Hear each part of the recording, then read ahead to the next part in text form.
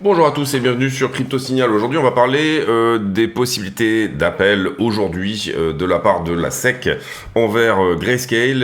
Et puis, on va aller voir également, puisqu'on commence la saison des earnings, on va aller voir quels sont les earnings qui vont être publiés aujourd'hui. Ça va être les deux infos du jour. Et puis, on va faire comme d'habitude la routine habituelle. Daily, il se passe pas grand chose là, on est sur ce support potentiel ici au 26,7, pour le moment ça ne casse pas, on l'attaque 3 fois, on a eu une petite poussée, une petite réaction, mais pour le moment on n'a pas non plus de réaction haussière, de semblant de réaction haussière, on va dire ça comme ça. Je pense sincèrement ici que le marché est quand même en attente effectivement de ce que pourrait, ce que pourrait nous dire la Fed dans le futur. Pas vraiment de structure de retournement, ici on est en latéralisation finalement entre 26,5 et 26,9 quelque part par là. Sur Ethereum contre Bitcoin, pareil, pas de direction prise, on est sous la structure, mais on l'a pas perdu violemment non plus. Je parle ici du bas de cette accumulation, avec lequel pour l'instant, on est un petit peu en train de se battre ici. Si jamais ceci est un retest réussi et qu'on perd ici le plus bas, on pourra dire que potentiellement, la structure est effectivement perdue. Quand je parle de la structure, je parle du bas ici de cette accumulation. Sinon, pas grand chose à dire de ce côté-là. On s'est un petit peu repris et puis ensuite on a un petit peu renfoncé. On va voir ici si ça réintègre la structure ou pas. En ce qui concerne Ethereum, pour le coup, Ethereum est passé sous sa structure, sous la structure globale, ici j'entends. Donc d'une certaine manière, on perd quelque part une forme de structure haussière ici. En tout cas, on vient visiter dessous. Maintenant, celui qui pense en termes de liquidité se dit qu'on a plus rien ici, sous ce double bottom ici, qu'on a du coup pris la liquidité qui est en dessous. On va voir ici, pareil, comment ça réagit du côté d'Ethereum. Maintenant, je pense vraiment ici que c'est, encore une fois, la SEC aujourd'hui qui va éventuellement nous donner une direction.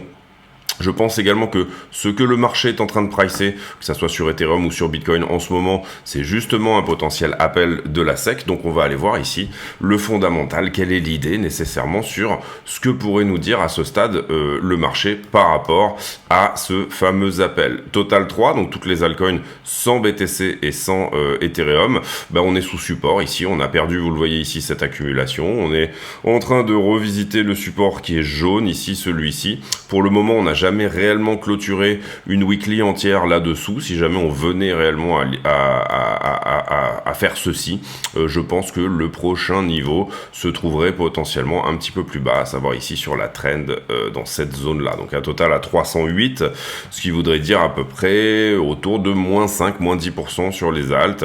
Et voilà, ça serait éventuellement le point à venir chercher. Voilà, pour en tout cas, cette accumulation-là est perdue. La cassure ici, potentiel retest ici de cette trend-là qui n'a pour le moment pas été fait. Enfin, on l'a retesté ici, mais on n'a pas retesté la violette qui elle-même a cassé aussi. Pour le moment, c'est pareil sur les altcoins. Je pense qu'on est dans l'attente d'une décision de ce que va nous dire la SEC. Donc, le sujet du moment, c'est bien entendu cette idée que aujourd'hui, la SEC a perdu son procès autour du 29 août, je crois, sur Grayscale, et elle a une possibilité de faire appel à la cour d'appel. Vous le voyez ici,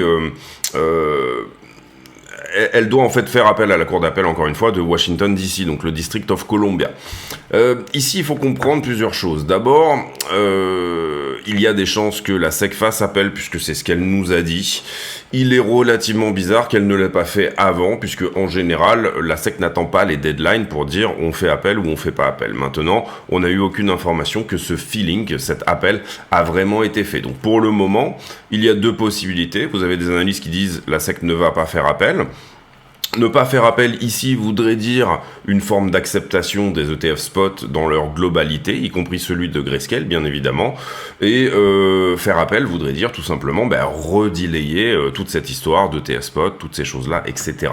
J'en ai déjà pas mal parlé sur la chaîne. Maintenant, la question qu'on va se poser aujourd'hui, c'est finalement, à partir de quelle heure on saura qu'ils peuvent plus faire appel, etc. J'ai beaucoup cherché cette information. Je sais que c'est aujourd'hui, puisqu'on a 45 jours à partir du 29 août, et ça c'est validé, c'est vérifié de partout. Maintenant, pour trouver l'heure, ça a été assez compliqué. Et on va ici supputer c'est la cour d'appel de DC, donc on va regarder à quelle heure elle ferme, tout simplement. Et j'ai vraiment posé la question à ChatGPT, etc. J'ai pas eu nécessairement de réponse, mais à mon avis, c'est à peu près ce qu'il en est. Il va bientôt être 8h30 aux États-Unis, donc la cour d'appel de DC va ouvrir à 8h30 aux États-Unis, et elle va fermer tout simplement à 17h, donc 23h chez nous.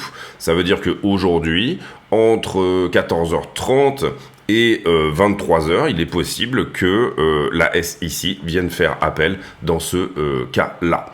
Derrière, si l'appel est perdu, ça pourrait aller en Cour suprême, mais en Cour suprême, faut comprendre qu'il y a vraiment des très bonnes chances que ça n'y aille même pas, parce que c'est pas un problème fondamental, on va dire, de la loi américaine, etc. Donc si pour le coup, il faisait appel et qu'il perdait en appel, eh bien à ce moment-là, il faudrait s'attendre tout simplement à ce que ça dure beaucoup plus longtemps, cette histoire. On peut voir ici qu'il y a vraiment des analystes qui disent qu'ils vont faire appel et d'autres qui disent qu'ils ne vont pas le faire. La grande question qu'on peut se poser ici, c'est pour moi, s'il l'avait fait, en général, encore une fois, la SEC fait ça avant la deadline. Et là, en l'occurrence, il n'a rien été dit. Donc c'est vraiment étrange que d'un côté, on n'ait pas dit... Enfin, il y a eu une volonté de faire appel, et ça a été confirmé par Gensler, mais prendre la décision avant ou après n'a pas été quelque chose que la SEC a... On n'a pas eu de feeling déjà, voilà, on n'a pas eu d'appel fait effectivement par les avocats, et en général la SEC fait quand même ça avant la deadline. Donc là vous le voyez, la cour d'appel de District of Columbia, eh bien, elle ouvre à 8h30, je vous le disais encore une fois, et elle ferme à 17h, donc 14h30 chez nous, et 23h ce soir. Donc d'ici là, on a des chances que le marché ait un petit peu les fesses qui font bravo toute la journée, puisque ça peut être fait à n'importe quel moment. Voilà pour ce sujet, on a déjà beaucoup parlé de toutes les autres choses, donc on va pas ici approfondir non plus à fond. Globalement, d'une certaine manière, on peut se dire que si jamais il n'y a pas d'appel, du jour au lendemain, tous les ETF spots pourraient être acceptés. Et il serait même possible ici aujourd'hui que la SEC dise on ne va pas faire appel et on accepte tous les ETF spots. C'est possible, d'accord ? Il y a des possibilités. Maintenant, la probabilité ici, elle est, je dirais, de 50-50. Pourquoi 50-50 ? Parce que la SEC nous avait dit qu'elle voulait faire appel, et 50 parce qu'elle ne l'a pas fait jusque-là, et en général la SEC fait les choses avant la deadline, donc c'est assez bizarre, encore une fois, qu'on ait laissé traîner tout ça jusqu'au moment où finalement il sera 23h, il n'y aura pas de communiqué. Ça c'est une première possibilité. Deuxième possibilité, c'est tout simplement qu'aujourd'hui il y ait un communiqué de la SEC qui nous dise on fait appel, et on est en train de le faire, on vient de déposer le dossier. Troisièmement, possibilité que la SEC fasse un communiqué contraire, c'est-à-dire de dire on ne va pas faire appel aujourd'hui par rapport à la deadline, etc. Ça n'arrivera pas.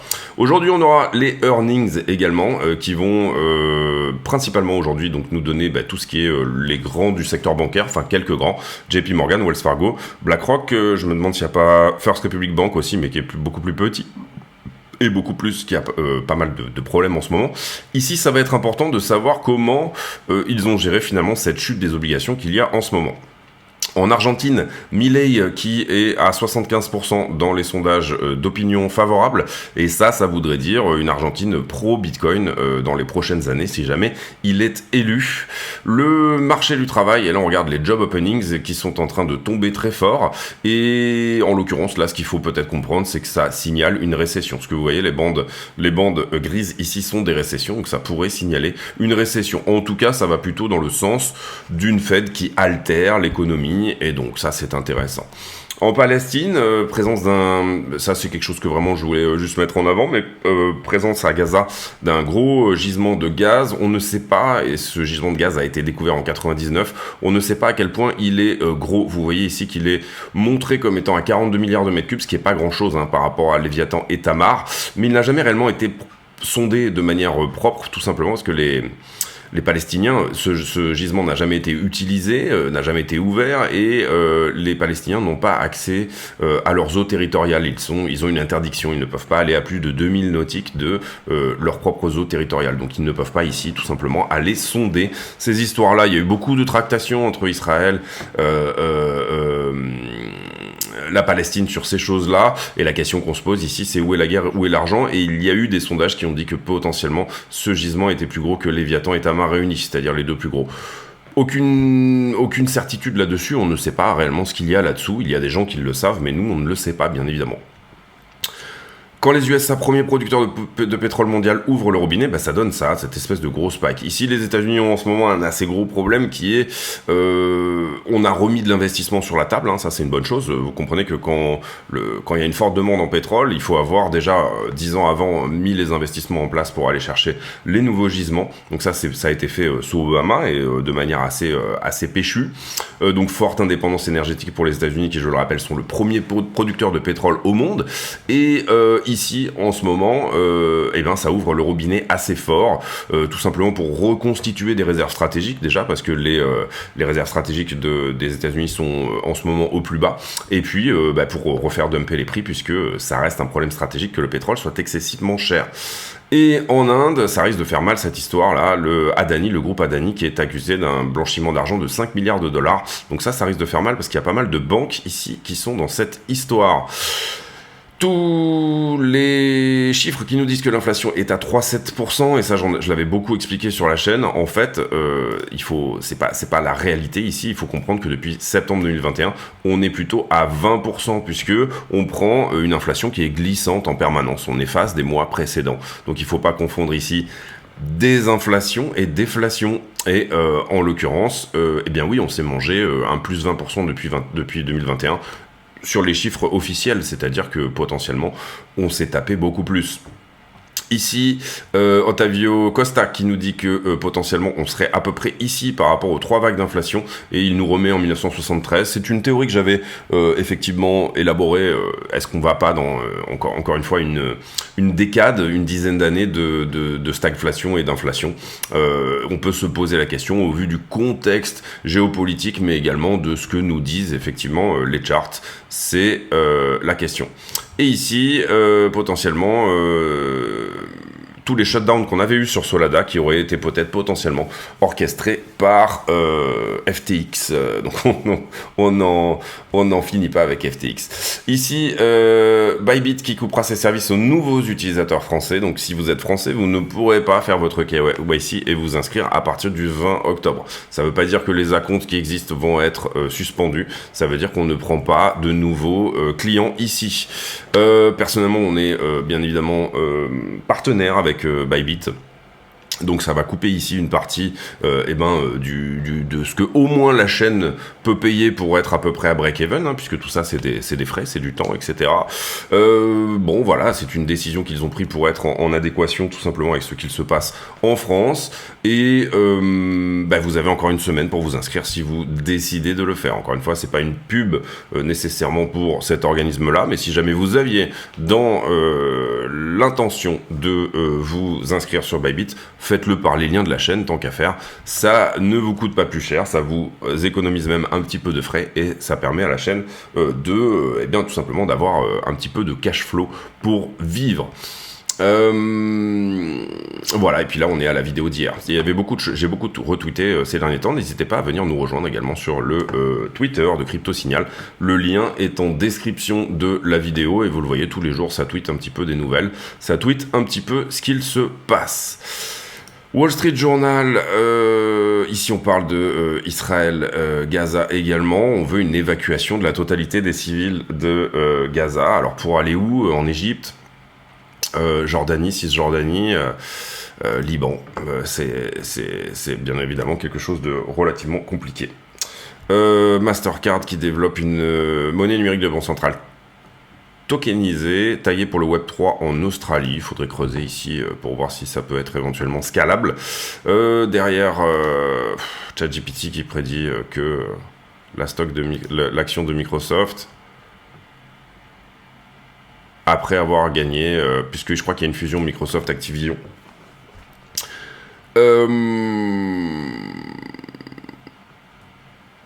la Chine qui doit éviter les abus alors qu'elle développe les monnaies numériques de banque centrale. Alameda qui révèle ici que le staff a été au courant que les déposits ne couvraient pas les fonds des utilisateurs.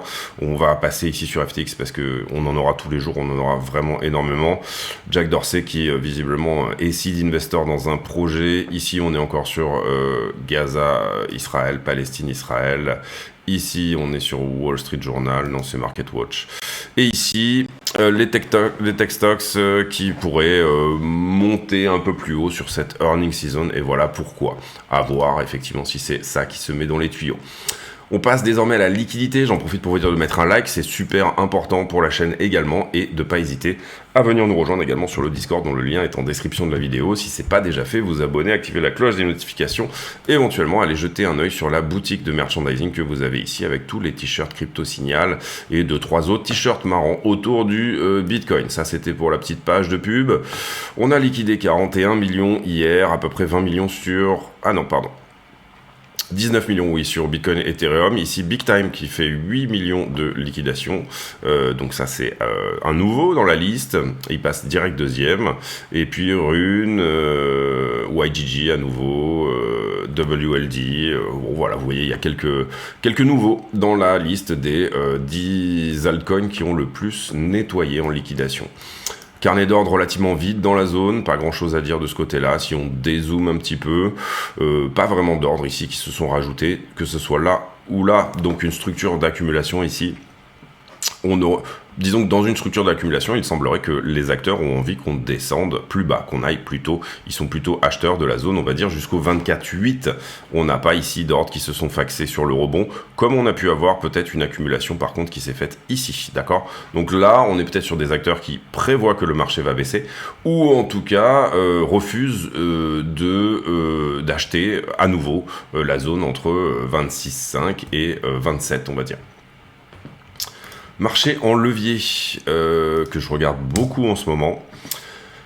Alors, d'une certaine manière, et c'est ce qu'on avait dit hier, attention à ce type de structure. Donc, on va dire le prix est latéralisant, mais le funding monte. Ici, depuis ce qu'on a fait la vidéo hier, on a peut-être la notion inverse, c'est-à-dire un prix qui latéralise et un funding qui descend. Donc, peut-être pas mal de shorts qui se positionnent pour un éventuel appel de la SEC, pourquoi pas. Ce qu'on a en tout cas ici et qu'on a depuis qu'on a fait la vidéo, c'est une descente du funding avec une montée du prix. Donc j'aurais tendance à dire qu'ici, il y a un point de short à venir chercher. Ici sur le top à 27 globalement. Comme ceci. Ensuite, on est encore plus ou moins shorté jusque-là. Donc ça, oui, voilà, c'est assez conséquent. Derrière, on est relongue sur toute cette zone-là. Donc j'aurais tendance à dire ici que ceci, on va l'enlever celui-là, en fait, on va en prendre un nouveau. Là, ici, on est longué. Hein, on prend le bas du mouvement, du coup, pour se dire que tout ça, éventuellement, a été longué, toute cette descente-là. Et puis ensuite, on est shorté. Donc, on n'a que des anomalies de funding. Celui-ci peut passer en 2 pixels. Il a de très bonnes chances d'être traversé. Et puis, la descente du prix, augmentation. Donc, on a un petit niveau ici également en long.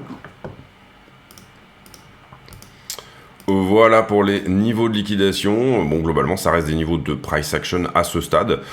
En tout cas, on a un joli 2 pixels ici à 27,5. Si le prix doit pousser en haut, on commence à avoir des anomalies, c'est-à-dire, comme je le disais tout à l'heure, une structure qui latéralise, un funding qui descend. À voir sincèrement. Pour moi, c'est le fonda qui va parler aujourd'hui, plus que réellement la liquidité, on va dire ça comme ça. Ici, même chose sur Ether, si ce n'est que on avait pas mal de shorts ici sur cette zone, mais ils ont été nettoyés là, donc je ne mets pas ce point-là.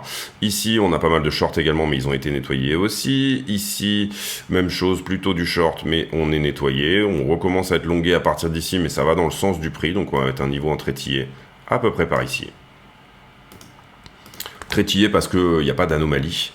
Et derrière, là ça suit à peu près le prix et on est assez fortement shorté ici sur le top également. Donc on va mettre un niveau en haut, tout simplement parce que le prix descend, mais le funding...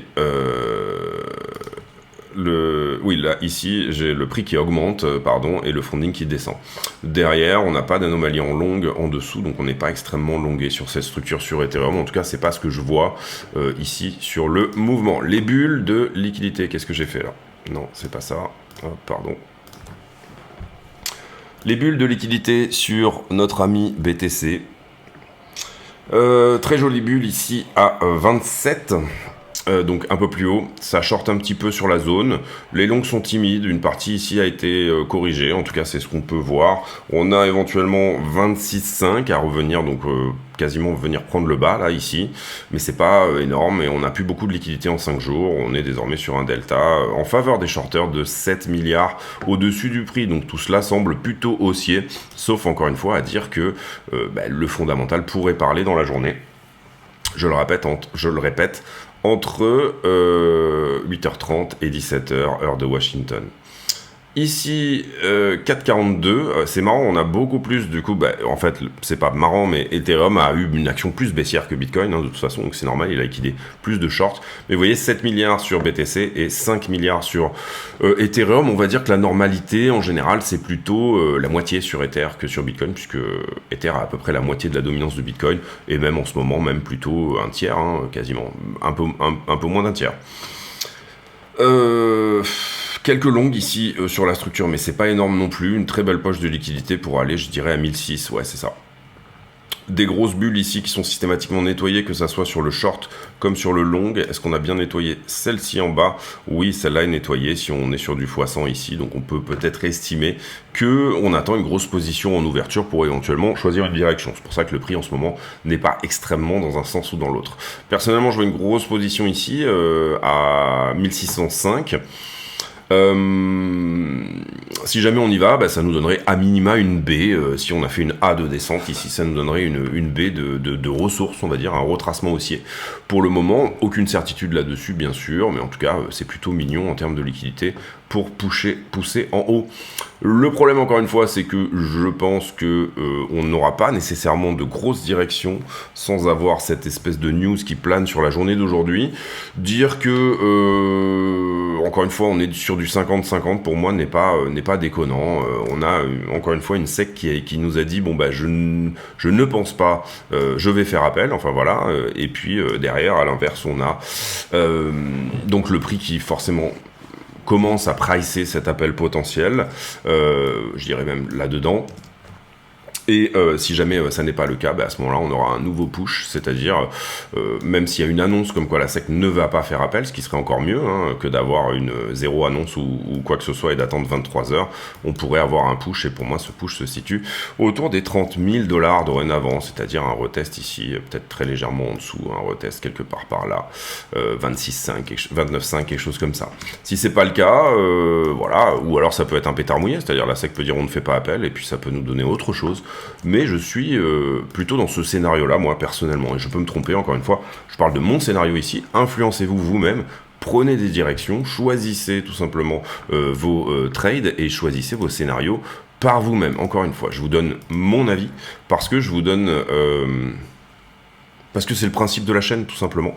À l'inverse, vous comprenez ici que si jamais c'est pas le cas, c'est-à-dire si on part dans autre chose, on est toujours ici dans ce potentiel élargissement qui nous emmènerait ici tout simplement sur un plus bas, quelque part autour de 26, sous ce niveau-là, qui pour moi n'est pas un creux majeur, ça n'altérerait pas nécessairement une structure haussière, on en a pas mal parlé sur la chaîne également, mais finalement le creux majeur il est en dessous, il est ici. Pourquoi? Parce que tout simplement ici on fait un plus bas, un plus haut, un plus bas, et là on ne fait pas de plus haut, donc ça c'est un creux intermédiaire, et ici on fait un plus haut. Donc quelque part là, il est possible que la structure revienne tout simplement tout en bas de ce range. À ce moment-là, en fait la question c'est est-ce qu'on reste dans ce range-là? Ok. Peut-être qu'on peut dévisser en bas un petit peu, enfin prendre...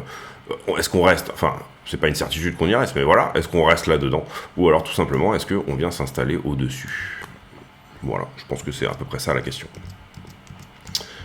Et du coup, s'installer au-dessus voudrait nous dire, est-ce qu'on n'est pas dans ce range-là, en fait, vous le comprenez.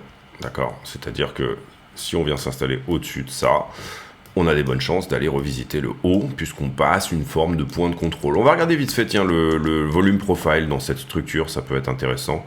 On va prendre ici, la structure comme ça, et on va afficher le volume profile pour voir où est le point de contrôle. Bon, on est en plein dans la zone, on rejette ici sur la valeur, bon, parce qu'on a vraiment temporisé un moment là-dedans. Passer au travers et s'installer entre 29,2 et 28,2. ou alors tout simplement revenir ici, reteste le bas. Attention, ici, il y a un gros creux, d'accord? Si jamais on reteste le bas et qu'on le perdait, on a des belles chances ici d'aller, vous le voyez ici, target short, d'aller quand même dans cette zone-là. C'est-à-dire que alors, les ranges sont assez souvent des structures de continuation, donc ça voudrait dire ça, une running flat et on en sort en haut, ou alors on continue le range encore un moment, une correction plus complexe, on en sort en haut, ou alors un Bart Simpson hein, sur Bitcoin, c'est assez fréquent les Bart Simpson, et encore une fois, Bart Simpson ici ça nous ramènerait à peu près par là. C'est cette idée qu'on ne perd pas le plus bas local, mais qu'on revisite quand même 19-20 000, ok? On push, on fait la coupe de Bart, et puis derrière on descend, on revient au point initial. Retour à l'envoyeur. Le problème, c'est qu'il n'y a pas énormément de... Il n'y a pas énormément de vendeurs, on n'a pas non plus énormément d'acheteurs. Hein. J'ai envie de vous dire, aujourd'hui, en ce moment, l'offre sur Bitcoin est extrêmement illiquide, c'est-à-dire qu'on n'a pas beaucoup de Bitcoin sur les exchanges, hein. On le voit sur Glassnode, c'est vraiment extrêmement, vous le voyez ici, on est désormais à 11,78% des Bitcoins sur les exchanges. Donc des échanges qui sont très peu liquides. Qu'est-ce qui peut ramener une liquidité sur les exchanges? Dernièrement, ça a été cette hausse, vous le voyez, où on a eu une très légère hausse ici, tout simplement la liquidité revient. Donc en ce moment, la liquidité revient plutôt à la hausse qu'à la baisse. En tout cas, dans cette latéralisation-là, on n'a pas réenclenché un retour des bitcoins sur les exchanges. A contrario, vous le voyez que là, sur toute cette hausse-là, donc là on parle en 2017 évidemment, etc., on avait plutôt une adoption des exchanges, etc.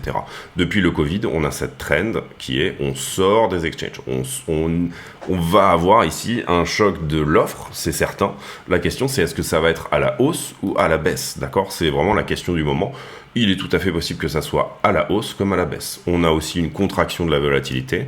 Et ici, c'est la même question. Est-ce que cette volatilité va exploser à la hausse ou est-ce qu'elle va exploser à la baisse? Donc, peu de supply. Un choc de l'offre qui est certain. Maintenant, une grande question qui est de se dire, est-ce que ça va pousser en haut ou est-ce que ça va pousser en bas? Pousser en haut peut permettre à des bitcoins de changer de main dorénavant. Et sur cette latéralisation, on voit quand même des bitcoins qui sont plutôt à la sortie des exchanges. D'accord? Donc, c'est ce que je vous montrais là sur le graphe à ce moment-là. Maintenant, également, des bitcoins à la sortie des exchanges veut dire des carnets d'ordre qui sont de plus en plus vides, que ça soit à la vente ou à l'achat, d'accord? Donc ça, c'est pas un problème, mais en tout cas, ça va amener de la vol dans le futur. Et après, la question, encore une fois, c'est de vous donner ici une direction que vous pensez être la bonne. Personnellement, moi, je joue un petit peu les deux, au sens où j'ai encore des ordres ici qui attendent. J'ai même des ordres qui attendent jusqu'à 12 000. Personnellement, j'ai ici payé, en tout cas à l'investissement, j'ai déjà payé toutes ces zones. Je les ai même payées ici sur la descente, donc j'ai aucun intérêt à les repayer une deuxième fois pour le moment, puisque je n'ai pas cette certitude qu'on part à la hausse ou à la baisse, d'accord? Donc l'idée ici pour moi, c'est d'aller acheter encore plus bas. Et en l'occurrence, moi, mes derniers achats, ils étaient en gros à peu près dans cette zone-là, ici. J'ai pas acheté le baba, j'ai pas eu ici malheureusement mon point d'achat là-dessus. Mais voilà, sous les 18,5, je suis acheteur, c'est ma zone d'achat où moi, personnellement, j'ai mes ordres de DCA qui commencent à traîner. Voilà, écoutez, je vous laisse là-dessus. Si vous n'avez pas payé tous ces niveaux-là, eh bien, par exemple, 24 était quand même un point de DCA qu'il aurait, je pense, fallu tenter parce qu'on peut, encore une fois, sortir de ce range par le haut comme par le bas. Attention à la journée, elle est périlleuse, j'ai envie de dire qu'elle est, elle est périlleuse. Et encore une fois, ici, à mon avis, il vaut mieux être en position avant, dans un sens ou dans l'autre. Ou alors, vous pouvez aussi vous dire, tiens, je peux peut-être jouer les deux sens pendant un certain temps. Et puis, à un moment donné, si jamais il y a un mouvement violent, ça pourra aller dans un sens comme de l'autre. J'aurais tendance à dire quand même que mieux vaut choisir un directionnel ici dans ce que vous pensez être le cas, mais avec, bien évidemment, un risk management maîtrisé et des choses qui sont maîtrisées. Je vous laisse là-dessus. J'espère que cette vidéo vous a plu. Encore une fois, on a abordé pas mal de choses. On a plutôt parlé de long terme. On n'est pas allé sur les toutes petites structures. Bon, parce que dans l'intraday, on a déjà fait beaucoup de points dernièrement et c'est pas la peine de rabâcher les mêmes choses encore et encore. Par contre, comprenez bien que la journée ici est importante. Et que on a peut-être soit de la très bonne grosse news qui va sortir, au sens la SEC dit on ne fait pas appel, on accepte tous les ETF Bitcoin, et ça peut se passer aujourd'hui, sincèrement. Soit rien de tout ça, c'est-à-dire il se passe rien, et à 23h, on saura que la SEC n'a pas fait appel, tout simplement. Soit un appel dans la journée qui serait bien évidemment plutôt baissier pour Bitcoin, et qui est potentiellement déjà en train d'être pricé par cette fameuse baisse. Maintenant, il faut comprendre que ce qu'on pourrait regarder comme indicateur ici, excusez-moi, j'avais fini la vidéo, mais j'ai encore un petit truc à dire, c'est tout simplement quel est le discount sur, en ce moment, Grayscale. Et vous voyez que et le discount Ethereum et le discount Bitcoin ont extrêmement baissé.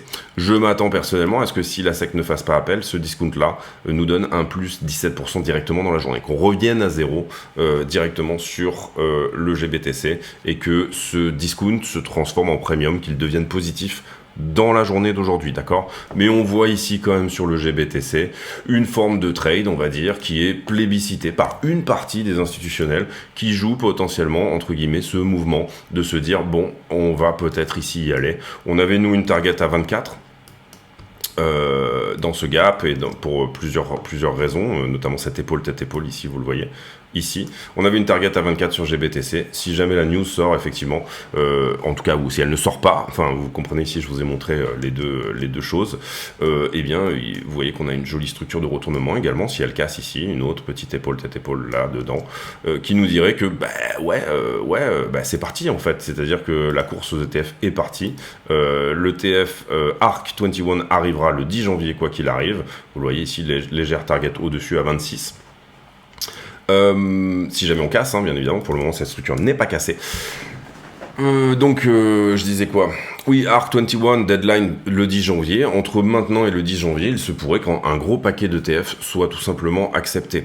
J'avais dans l'idée, et je voulais expliquer ça, que parce que pour moi la SEC allait faire appel, puisqu'elle avait dit qu'elle allait le faire, que aucun ETF ne sortirait avant 2024. Si jamais la SEC ne fait pas cet appel, et c'est extrêmement bizarre qu'on soit allé jusqu'à aujourd'hui, je me répète un petit peu là, mais si jamais la SEC ne fait pas cet appel, tous les ETF peuvent être acceptés du jour au lendemain à partir de maintenant jusqu'au 10 janvier. Voilà, pour moi je le vois comme ça, parce que la SEC ne peut pas manipuler les marchés, etc. Et théoriquement, on n'attendra pas les deadlines ici pour répondre. Maintenant, la SEC me fait mentir, puisqu'on est à la deadline du moment à laquelle elle devait donner une réponse, et elle ne la donne pas. Donc, à voir, encore une fois. Vous avez les scénarios ici, vous avez les clés en main, je vous ai fait un condensé un petit peu des news, je vous ai fait un condensé de ce qu'il peut arriver, et encore une fois, on va s'attendre quand même à aujourd'hui, si jamais la news sort, de la vol. J'ai pour habitude en fin de vidéo de poser une question à la con, c'est-à-dire une question qui n'a rien à voir avec le prix du Bitcoin, mais qui nous permet de converser de choses et d'autres. Et aujourd'hui, quelle va être la question? Nom de nom. Tiens, aujourd'hui, la question, on va la poser sur... Ça va être une question trading, tiens. Quel est votre système de trading, si vous en avez un? Est-ce que vous êtes plutôt lecture des charts, chartisme? Est-ce que vous êtes plutôt liquidité, SFP, ce genre de choses, ou ICT, ce que vous pouvez voir dans ce sens-là, ou momentum, trader, ou ce genre de choses. Trader de divergence, ce genre de choses-là. Donc c'est une question qui aujourd'hui a à voir avec le trading et le prix du Bitcoin. C'est juste ce qui m'est venu en regardant des bouquins qui sont sur mon bureau. Je vous souhaite à tous une très bonne journée. On se retrouve demain pour une nouvelle vidéo. D'ici là, portez-vous bien. À très bientôt. Ciao.